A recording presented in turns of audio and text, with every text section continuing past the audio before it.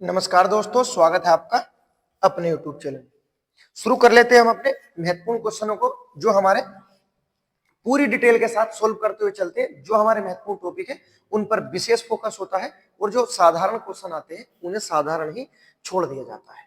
ठीक है, तो शुरू करते हैं अपने पहले क्वेश्चन के साथ। और क्या पूछा गया है, रेत की दीवार किसकी महत्वपूर्ण रचना है, ये हमसे क्वेश्चन पूछा गया है।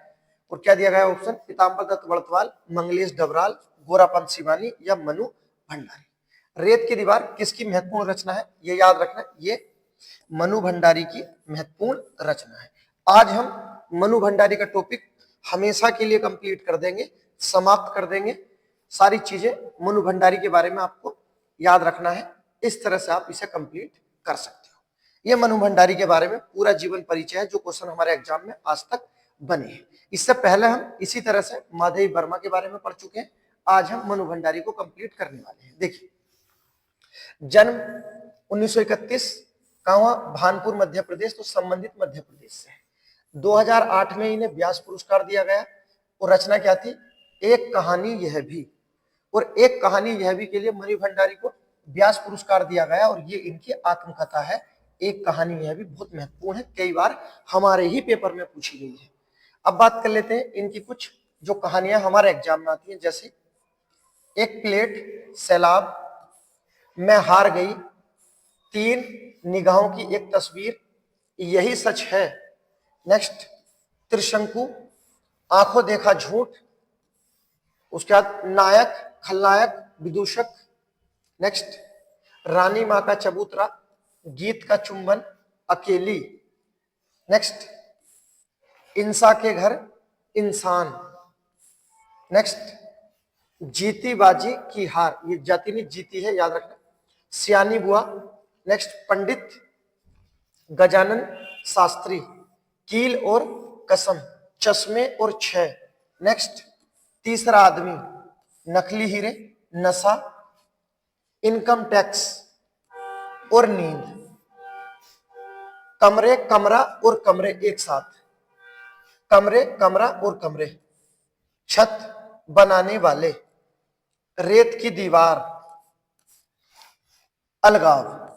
तीसरा हिस्सा, आते जाते यायावर और खोटे सिक्के। ये इनकी महत्वपूर्ण कहानी संग्रह है मनु भंडारी। इन्हीं में से क्वेश्चन में आने हैं, ये आपको याद कर लेंगे।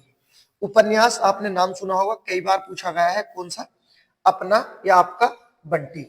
नेक्स्ट, महाभोज, स्वामी, एक इंच मुस्कान और कलवा। कुछ फिल्म पटकथाएं भी थी इनकी, जैसे रजनीगंधा या रजनी के नाम से एक ही, निर्मला, उसका स्वामी दर्पण। नाटक भी आता है इनका, बिना दीवारों का घर और रजनी दर्पण। आत्मकथा, जिसके लिए इन्हें व्यास पुरस्कार दिया गया। एक कहानी यह भी, प्रौढ़ शिक्षा के लिए इन्हें सवा शेर दिया। तो ये सबका संबंध किससे है, आप देख सकते हो, मनु भंडारी। ये साहित्य है हमारा, समा जाओ, इसे खत्म कर जाओ, कुछ भार नहीं है। 2-3 क्वेश्चन आपको मिलेंगे और आपके अंदर इतना उछाल आएगा हिंदी के प्रति कि आप कहां से कहां पहुंच जाओगे पता भी नहीं चलेगा। क्लियर है, तो डरना नहीं है, करते हुए चलो। अगला क्वेश्चन देखते हैं। नेक्स्ट क्वेश्चन आया हमारा लोकोक्ति से। और क्या पूछा गया है लोकोक्ति के बारे में। लोकोक्ति में दिया गया हमारा, जातनी देखन मर जात देखन, लोकोक्ति का क्या अर्थ होता है, बताइए। जात नहीं देखन मर जात देखन, बताइए क्या पूछा गया है इसमें। इसका जो आंसर हो जाएगा, जात नहीं देखन, अर्थात जात नहीं देखनी चाहिए, आदमी के गुण देखने चाहिए, ये हमारा आंसर हो जाएगा। तो व्यक्ति की जात नहीं देखनी, उसके गुण देखने चाहिए। ऑप्शन नंबर डी हमारा आंसर हो जाएगा। जात नहीं देखन मार जात देखन, ऑप्शन नंबर डी हमारा आंसर हो जाएगा। नेक्स्ट, जितने भी टॉपिक होते हैं सभी से उठाए जाते हैं जो हमारे मेन टॉपिक होते हैं। आइए अगला क्वेश्चन देखते हैं, क्या दिया गया है। पानी का धार आग लगी, तय बुझोण कैन, बताइए। कहने का मतलब, पानी की धारा में जब आग लगी तब आग बुझाए कौन, ये हमारा क्वेश्चन है। क्या पानी की धारा में आग लग सकती है तो पानी की धारा में आग नहीं लग सकती, तो हमारा आंसर हो जाएगा ऐसा कार्य जिसका कोई समाधान ना हो। ऐसा कार्य जिसका कोई समाधान नहीं हो। पानी का धार आग लगी तय बुझोण को ना, ये हमारा क्वेश्चन पूछा गया था। आगे बढ़ते हैं नेक्स्ट, बड़माला से क्वेश्चन। बताइए क्या पूछा गया है? दंत पूछा गया है। ये आपको बताना है कौन सा हमारा दंत होने वाला है। क्या है और स होने वाले हैं, उसके बाद स और स दोनों, उसके बाद स और र, ले और ये, कौन सा हमारा दंत होने वाला है, ये तो क्वेश्चन पूछा गया है। बताइए। दंत तो हमारे स्पर्श व्यंजन में होता है, जो हमारा दंत होता है। स्पर्श व्यंजन में क्या क्या होता है हमारा? एक तय होता है, दूसरा थ होता है, द होता है, ध भी होता है और ने, ये होते हैं हमारे दंत। उसके बाद नेक्स्ट और दंत जो होता है हमारा संघर्षी में हमारा स होता है दंत, ये होते हैं।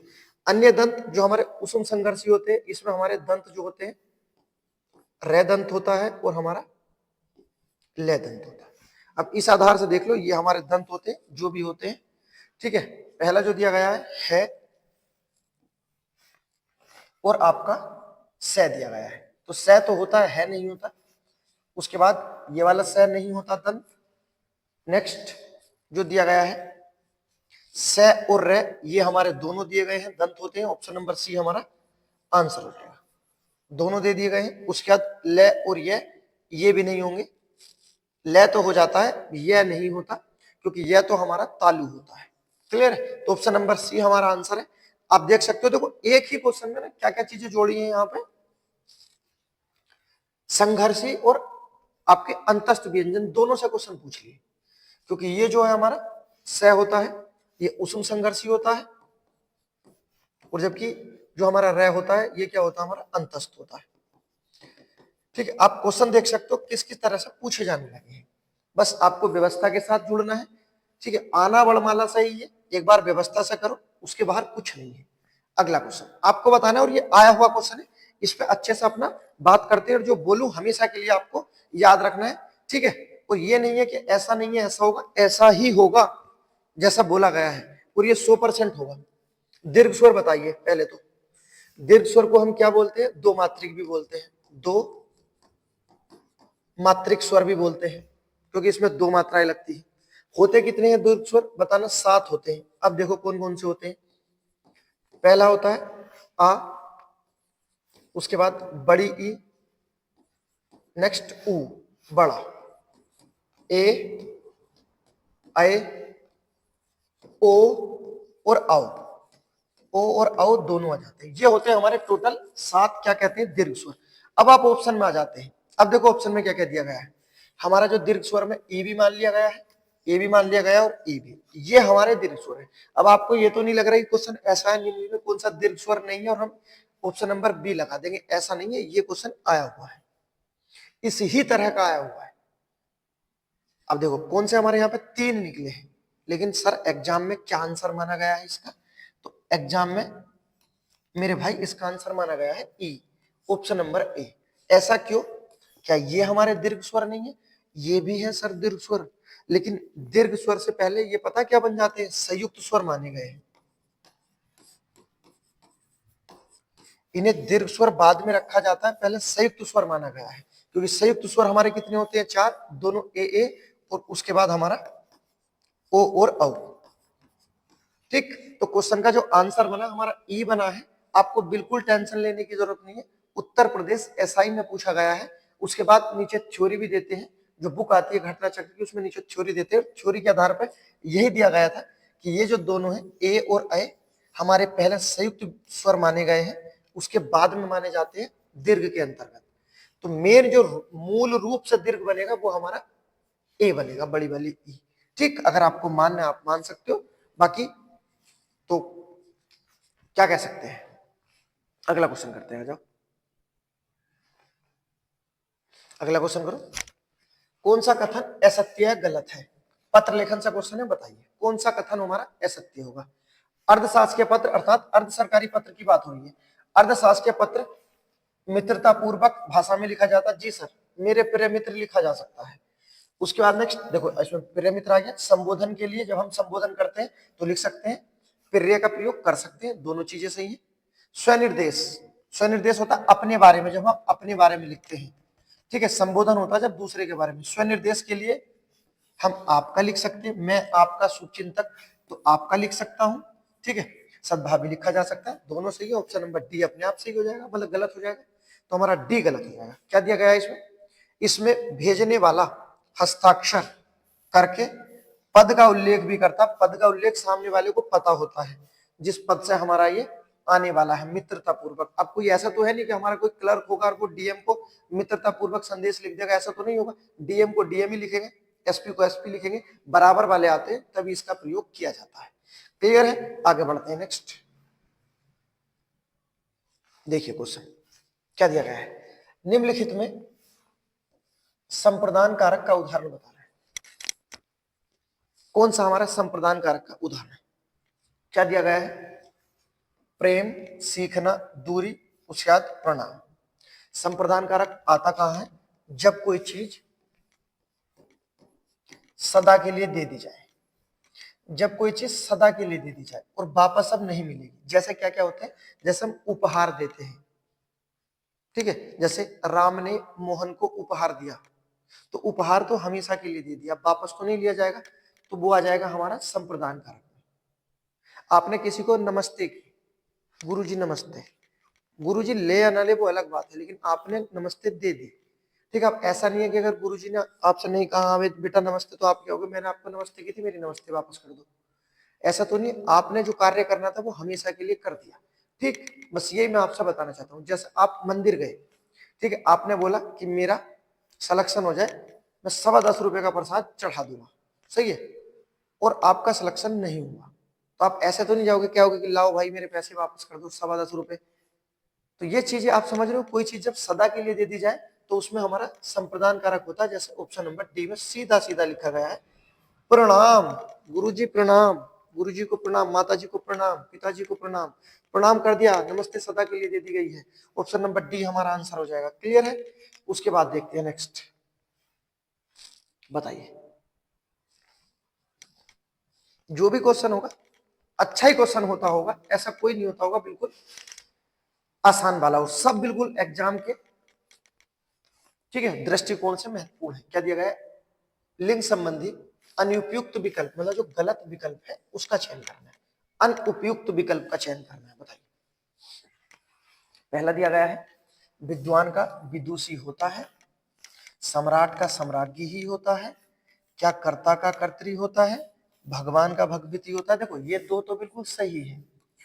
अब आप यहां जाइए इन दो में, अच्छा, कर्ता कर्त्री और भगवान भगवती, तो बताइए। देखिए ये जो दिया गया है कर्ता, ये गलत दिया गया है, ठीक है, यही हमारा आंसर है, कर्ता हो जाएगा। क्या होगा इसका?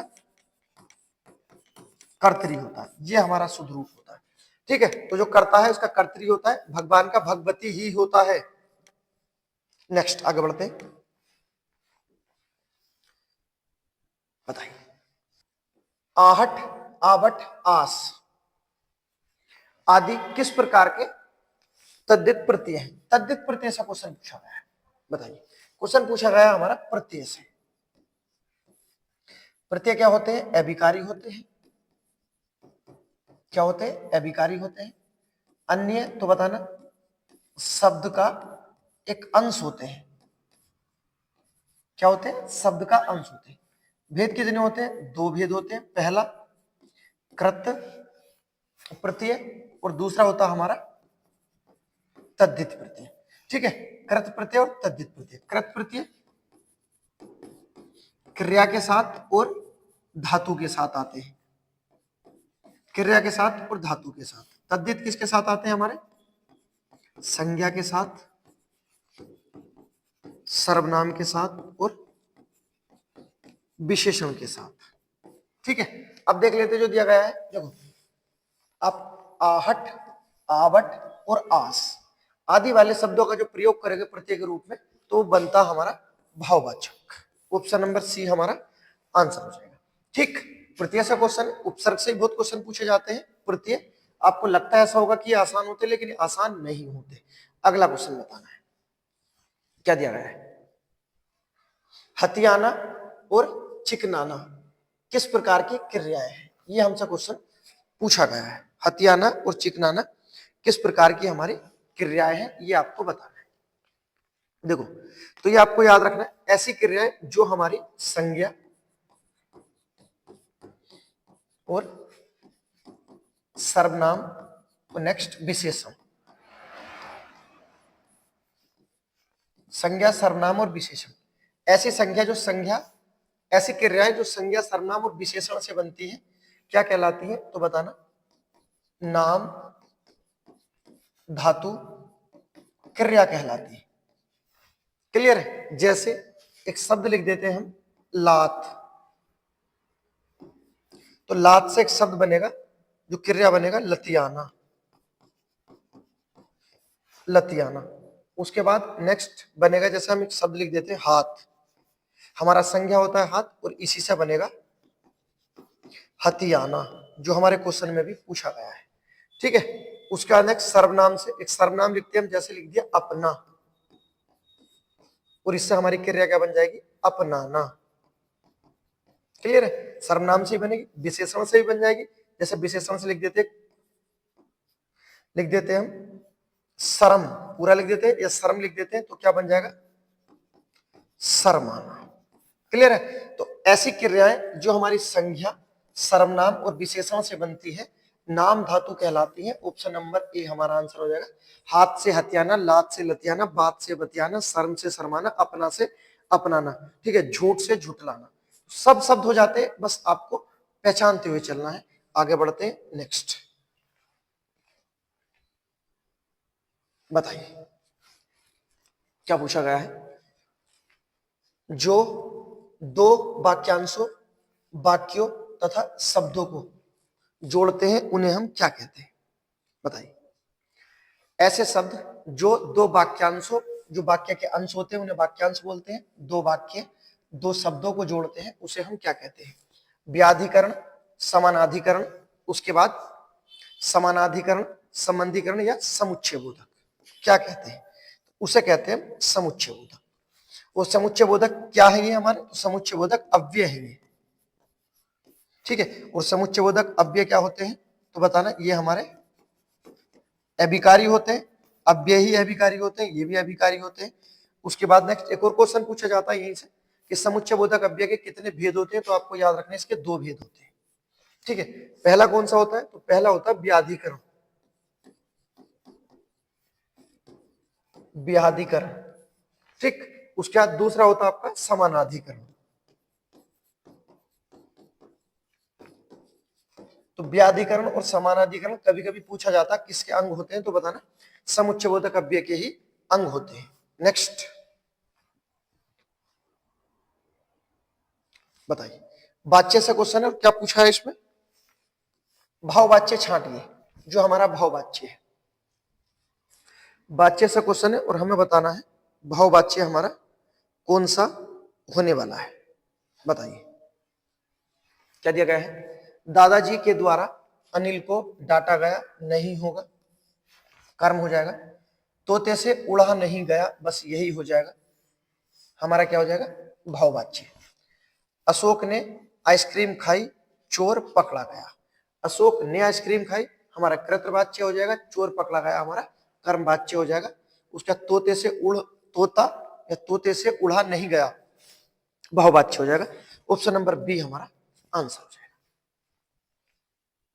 नेक्स्ट अगला क्वेश्चन क्या दिया गया है? कई दर्शकगण किस विशेषण का उदाहरण है? बताइए। कई दर्शकगण किस चीज का उदाहरण है? अब देखो, संख्या की बात की गई है, तो संख्या की बात में परिमाण तो नहीं होता, नाप तोल तो नहीं होता। ठीक है, संख्या की बात की गई है क्योंकि दर्शक है और गण है, और लिखा गया है कई। अगर इस कई की जगह हम 100 लिख देते, 500 लिख देते, 1000 लिख देते, कुछ भी लिख देते, तो हम बता देते निश्चयवाचक। लेकिन यहाँ बोला गया है कई, तो इस कारण क्या हो जाएगा हमारा अनिश्चय संख्यावाचक विशेषण। ऑप्शन नंबर बी हमारा आंसर हो जाएगा। उसके बाद देखते हैं नेक्स्ट, यदि नाप तोल वजन मात्रा होता तब हम अपने परिमाण की बात करते हैं। आगे बढ़ते हैं नेक्स्ट, बताइए क्या पूछा गया है। कदाचित शाम तक वो वापस आ जाएगा। कदाचित शाम तक वो वापस आ जाएगा, इस वाक्य में प्रयुक्त काल बताना, टेंस पूछा गया है, काल कौन सा होगा। काल का शाब्दिक अर्थ क्या होता है, समय, जो हमारा टाइम होता है। और समय को हम 3 हिस्सों में बांटते हैं, जो बीत चुका है, जो चल रहा है और जो आने वाला है। ठीक है, मतलब भूतकाल, वर्तमान काल और भविष्य काल। काल का शाब्दिक अर्थ होता है समय।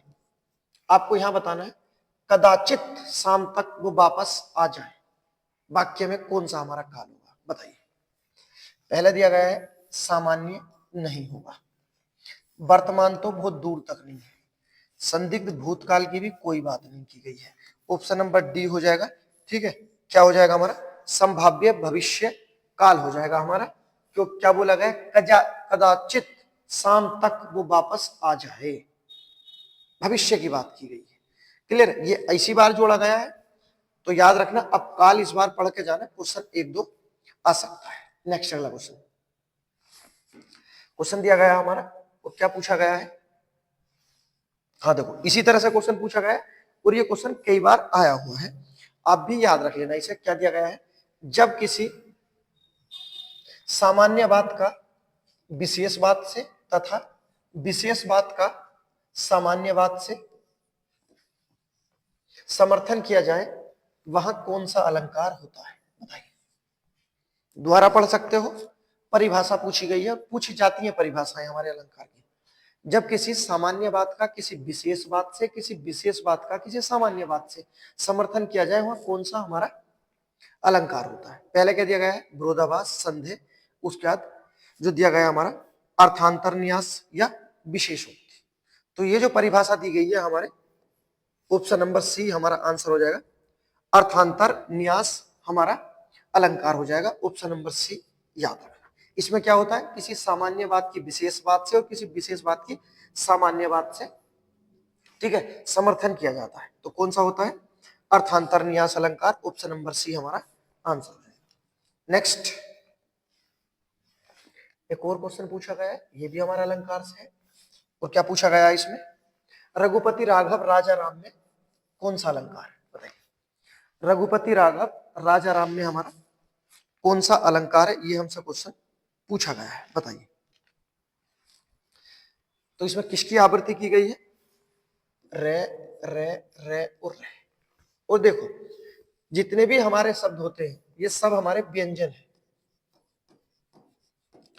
आप एक परिभाषा पढ़ते हो, जब हम पढ़ते हैं अपना अनुप्रास अलंकार, और इसकी परिभाषा में क्या पढ़ते हो आप, कि जहां वर्ण की आवृत्ति बार बार हो, वहां पर हमारा अनुप्रास अलंकार होते हैं। आज के बाद मत बोलना ऐसा, ठीक है। वर्ण की नहीं होती, अनुप्रास में किसकी होती है, सिर्फ व्यंजनों की आवृत्ति होती है, सही है। वर्ण में तो आपके स्वर भी आ जाते हैं, स्वरों की आवृत्ति मान्य नहीं होती है अनुप्रास में, सिर्फ व्यंजनों की आवृत्ति मान्य होती है। ये मेरे मान्यवर दोस्त आपको याद रखना है कि अनुप्रास में किसकी आवृत्ति होती है, सिर्फ व्यंजन की होती है। अनुप्रास अलंकार के भेद भी पूछे जाते हैं, कितने होते हैं, 5 होते हैं। कौन कौन सा होता है, एक तो 6 का अनुप्रास होता है, दूसरा बड़ा प्रसिद्ध होता है लाटा अनुप्रास अलंकार, उसके बाद वृत्तीय अनुप्रास अलंकार, नेक्स्ट होता है आपका श्रुतीय अनुप्रास अलंकार, और लास्ट अंत्य अनुप्रास अलंकार। 6 का लाटा, वृत्तीय या वृत्तीय, और उसके बाद श्रुतीय और अंत्य किसके अंग है, तो कहना अनुप्रास के। और अनुप्रास एक हमारा शब्द अलंकार है। तो आंसर क्या हो जाएगा हमारा, अनुप्रास अलंकार, क्योंकि हमारे व्यंजनों की आवृत्ति हुई है और रे की आवृत्ति हुई है। ऑप्शन नंबर बी आंसर बन जाएगा हमारा। ठीक, वर्णों की आवृत्ति होती है, कई किताबों में लिखा भी होता है, लेकिन वो गलत लिखा होता है। अगला शब्द बताना है, बहुवचन बताना है, बता। याचना शब्द का बहुवचन बताना है, क्या होगा। याचना शब्द का। तो याचना शब्द का कुछ बहुवचन नहीं होता, याचना अपने आप में बहुवचन है। ऑप्शन नंबर डी पे आ जाओ, याचना का याचना है ही होगा और कुछ नहीं होता, याचना याचना ही होता, ये अपने आप में बहुवचन है। अगला क्वेश्चन, संज्ञाओं से क्वेश्चन पूछा गया है और क्या पूछा गया है, निम्नलिखित में से किस विकल्प में सभी शब्द भाववाचक है, बताइए किस विकल्प में सभी शब्द हमारे भाववाचक संज्ञा के रूप में प्रस्तुत किए गए हैं, ये हमसे क्वेश्चन पूछा गया है। भाववाचक संज्ञा के बारे में जो आपको याद रखना है कि भाववाचक संज्ञा हमारी अदृश्य संज्ञा भी होती है, क्या बोलते हैं इसे, अदृश्य संज्ञा। उसके बाद क्वेश्चन पूछा जाए कि भाववाचक संज्ञा का जो हमारा निर्माण होता है कितनी तरह से होता है, तो बताना। भाववाचक संज्ञा का निर्माण 5 प्रकार से किया जाता है, किस किस से होता है, तो बताना। पहला होता है हमारा जातिवाचक संज्ञा, जातिवाचक संज्ञा से भाववाचक संज्ञा बन जाती है, विशेषण से भी बन जाती है। उसके बाद नेक्स्ट सर्वनाम से भी बन जाती है, क्रिया से भी बन जाती है भाववाचक संज्ञा, और लास्ट में आपका अव्यय से भी बन जाती है। तो भाववाचक संज्ञा का निर्माण 5 प्रकार से होता है, जातिवाचक, विशेषण, सर्वनाम, क्रिया और अव्यय से। क्लियर है, याद रखना। अब बात कर लेते हैं किसमें सभी भाववाचक दिए गए हैं। ऑप्शन नंबर जो हमारा सी है, रसीला, कड़वाहट, बुढ़ापा, उन्नति, सब हमारे क्या है, भाववाचक संज्ञा के उदाहरण है। ऑप्शन नंबर सी हमारा आंसर हो जाएगा। नेक्स्ट बढ़ते हैं अगले क्वेश्चन की ओर। अगला क्वेश्चन पूछा गया है, क्या पूछा गया है, नेचुरल जस्टिस का अर्थ बताना है, हिंदी क्या होगी इसकी, बताइए। तो इसका आंसर हो जाएगा हमारा नैसर्गिक न्याय। ऑप्शन नंबर ए हमारा आंसर हो जाएगा, याद रखना, नेचुरल जस्टिस नैसर्गिक न्याय होता है। नेक्स्ट अगला क्वेश्चन पूछा गया हमारा, और यहां पे क्या पूछा गया है, 11वां विश्व हिंदी सम्मेलन 2018 में कहां आयोजित हुआ था, 11वें की बात की गई है, बताइए। तो 11वां विश्व हिंदी सम्मेलन 2018 हमारा आयोजित किया गया था मॉरिशस की राजधानी पोर्ट लुइस में। 11वां हिंदी सम्मेलन, कौन सा, 11वां, ठीक।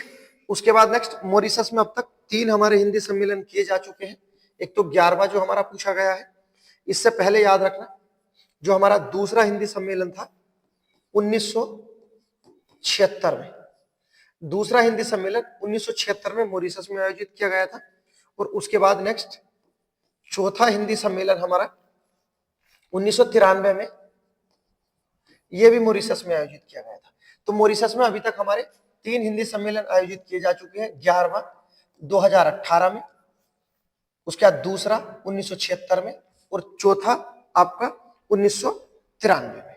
क्लियर है, तो मॉरिशस में अब तक कितने हो चुके हैं, 3 हो चुके हैं, और सबसे ज्यादा यहीं पर आयोजित किए गए हैं। विदेश में अगर कहीं हुए हैं तो ये आपके मॉरिशस में ही हुए। उसके बाद नेक्स्ट जो दिया गया ऑप्शन नंबर सी में, जो दिया गया हमारा दक्षिण अफ्रीका में, तो जोहान्सबर्ग में हमारा सम्मेलन हुआ था। पूछा जाए कौन सा हुआ था, तो बताना। 9वां हिंदी सम्मेलन हमारा दक्षिण अफ्रीका में आयोजित किया गया था। कब आयोजित किया गया था, तो बताना 2012 में। क्लियर है, क्या लंदन में भी आयोजित किया गया है, तो जी सर किया गया है। लंदन जो 3 शब्दों का इसका दुगना कर दो, अर्थात 1999 में आयोजित किया गया था हमारा छठा हिंदी सम्मेलन हमारा लंदन में आयोजित किया गया है। 9वां हमारा जोहान्सबर्ग में। मॉरिशस में अब तक 3 आयोजित किए जा चुके हैं। अब बात कर लेते हैं भारत में, तो बताना भारत में भी मॉरिशस के बराबर ही आयोजित किए गए हैं 3। मॉरिशस में भी कितने हैं, 3, भारत में भी 3। अब भारत में कौन कौन से किए गए हैं, तो देखो भारत में क्या गया पहला, और मॉरिशस में हुआ है दूसरा। भारत में पहला, मॉरिशस में दूसरा। अब देखो भारत में हुआ तीसरा, मॉरिशस में हुआ चौथा। भारत के एकदम बाद मॉरिशस में, पहला भारत में, दूसरा मॉरिशस, तीसरा भारत, चौथा मॉरिशस, 10वां भारत, 11वां मॉरिशस, 6 तो यही हो गए। अब तक टोटल जो आयोजित किए जा चुके हैं 12 आयोजित किए जा चुके हैं। अभी जो हमारा 12वां हिंदी सम्मेलन है ये आपका फिजी की राजधानी सूबा में आयोजित किया गया है। और 13वां जो हमारा होने वाला है, आने वाला, इंडोनेशिया के बाली में आयोजित किया जाएगा 13वां। तो ये हमारे हिंदी सम्मेलन के बारे में जानकारी थी, याद रखना। आगे बढ़ते हैं नेक्स्ट। बताइए क्या दिया गया है। रात भर जागना स्वास्थ्य के लिए अच्छा नहीं है। जी सर, रात भर जागना स्वास्थ्य के लिए अच्छा नहीं है में भर क्या है बताइए। कहने का मतलब पूरा, रात भर जागना स्वास्थ्य के लिए अच्छा नहीं है में भर क्या है। कालवाचक, विशेषण, भाववाचक या समुच्चयबोधक अव्यय, क्या आपका आंसर होगा ये आपको कमेंट में बताना है। ये क्वेश्चन आपके लिए है। ठीक, आप नहीं बता पाओगे मैं इसका आंसर बता दूंगा, पर आपको कमेंट जरूर करना है। वीडियो अगर पसंद आई तो लाइक करें, सब्सक्राइब करें। मिलते हैं एक और जोरदार वीडियो में, तब तक के लिए गुड बाय।